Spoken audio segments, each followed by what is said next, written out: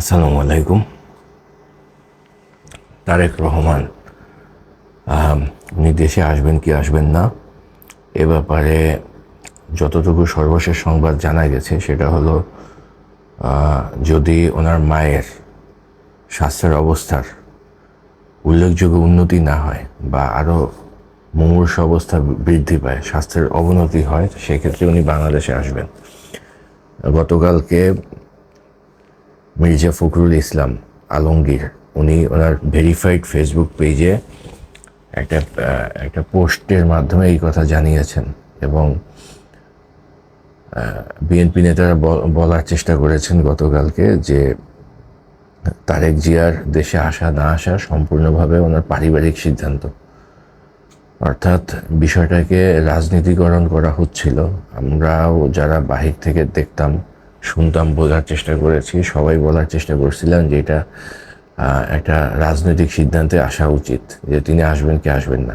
কিন্তু বিএনপির তরফ থেকে আজকে যে সিদ্ধান্তটা আসছে সেটাতে বলা হচ্ছে যে না, এই সিদ্ধান্তটা ওনার পারিবারিক সিদ্ধান্ত, ওনার পরিবার ডিসিশন নেবেন উনি বাংলাদেশে আসবেন কি আসবেন না। তারেক জিয়ার ব্যাপারটা আসলে ওনার পারিবারিক সিদ্ধান্তের কারণে হয়তো আটকাই আছে, এমনটাই বলার চেষ্টা করা হচ্ছে। বিএনপি নেতা আমির খুশরু মাহমুদ চৌধুরী উনি আজকে বেশ ক্লিয়ারলি কথা বলছেন যে ওনার আশাটা ওনার পারিবারিক সিদ্ধান্তের ব্যাপার। হয়তোবা দল হিসাবে কোনো চাপাচাপি করা হচ্ছে না বা জনদাবির যে ব্যাপারটা আছে সেটার চাইতেও এখানে পারিবারিক সিদ্ধান্তকে বেশি গুরুত্ব দেওয়া হচ্ছে। ওনার কথায় এই কথাটা মনে হচ্ছে আর কি, এটা এমনটা ক্লিয়ার মনে হচ্ছে। তো যাই হোক, এখন তারেক জি আসবেন কি আসবেন না এটা নিয়ে সরকারের তরফ থেকে আবার কিছু বক্তব্য আছে। স্বরাষ্ট্র উপদেষ্টা বলছে যে কারো নিরাপত্তার সংকট নেই, সবাই আসতে পারবে, সবাইকে স্পেশাল সিকিউরিটি দেওয়া হবে। উনি স্পেশাল লোক তারেক জিয়া, ওনাকে স্পেশাল সিকিউরিটি দেওয়া হবে এমনটাই বলা হয়েছে। কিন্তু তৌহিদ হোসেন উনি বলছেন যে, কিন্তু তৌহিদ হোসেন গতকালকে বলছেন যে তারেক জিয়া এখন পর্যন্ত কোনো ট্রাভেল পাস বাংলাদেশে আসার জন্য ট্রাভেল পাসের জন্য আবেদন করেন নাই, এমনটাই তৌহিদ হোসেন বলেছেন। তার মানে বোঝা যাচ্ছে যে আমরা যে দিনক্ষণ গুনতেছি যে উনি আসবে, বিএনপির হাল ধরবে, আবার সামনে যে ভোট, সে ভোটে উনি ওনার দলকে মাঠ পর্যায়ের নেতৃত্ব থেকে দলটাকে পার্লামেন্টে নিয়ে যাবে। এটা আমার মনে হচ্ছে বিএনপি এখন তারেক জিয়াকে উপরেই রাখতেছে, মাঠের রাজনীতিতে আনবে না।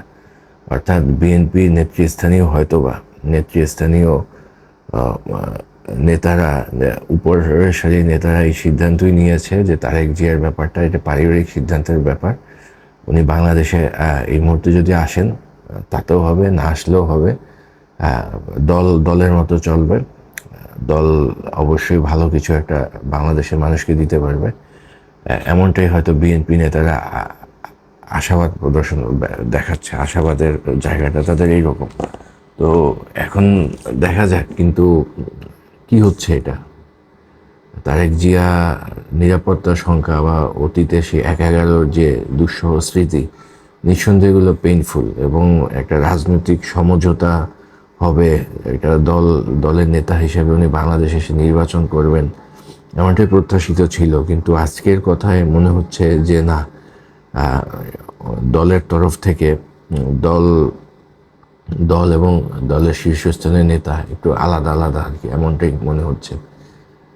দল রাজনীতি করবে বাংলাদেশে, কিন্তু নেতা বিদেশ থেকে নেতৃত্ব দেবে।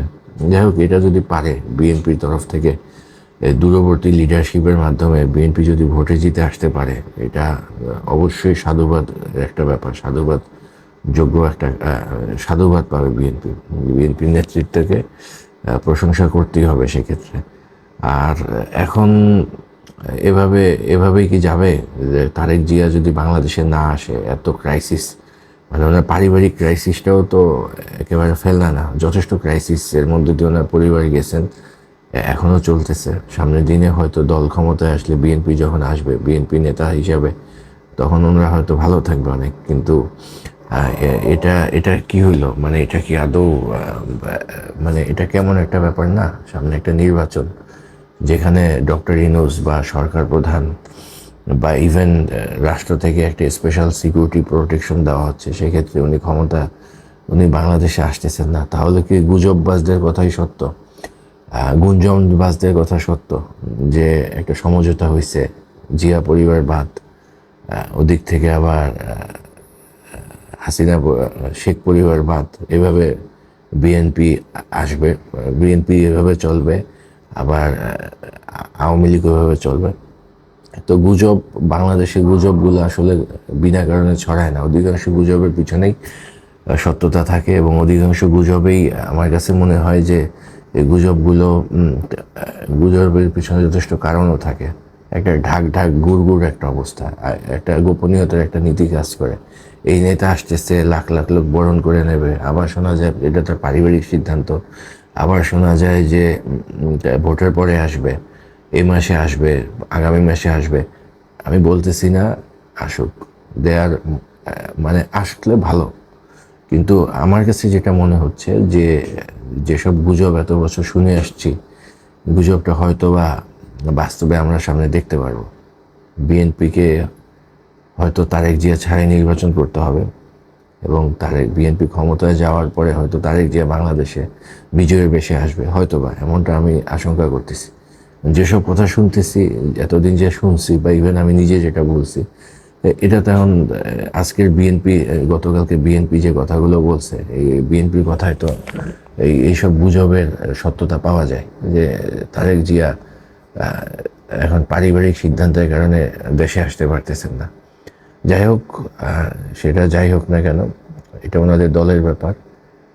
ওনারা দল নিঃসন্দেহে রাজনীতি ভালো বোঝে, মাঠের রাজনীতি, রাজনীতির অন্তর্মহলের খবর, ডিপ্লোমেসি, সব কিছু ওনাদের কাছে খুব ভালো এবং যথেষ্ট ক্লিয়ার। ওনারা অবশ্যই অন্তর্গত অনেক কারণ বিশ্লেষণ করেই এইসব সিদ্ধান্ত নেন। তা আমরা উপরে উপরে অনেক কথা বলি, দেখা যাক সামনে কি হয় আর কি। আর এখন ওয়েট করতেছি সামনে, এই যে আজকে শুনলাম যে নির্বাচন কমিশনার ঘোষণা দিয়েছে আগামী সপ্তাহে, মানে আগামী রবিবার থেকে বৃহস্পতিবারের মধ্যে নির্বাচনের তারিখ জানাবে এবং তফসিল জানাই দেবে। তফসিল হওয়ার পরে কোন দিকে যায় বাংলাদেশ, এটা এখন দেখবো, আশা করতেছি আর কি। এবং সেই হিসাবে আগামী বছরেই নির্বাচন হতে যাচ্ছে বাংলাদেশে। ধন্যবাদ সবাইকে।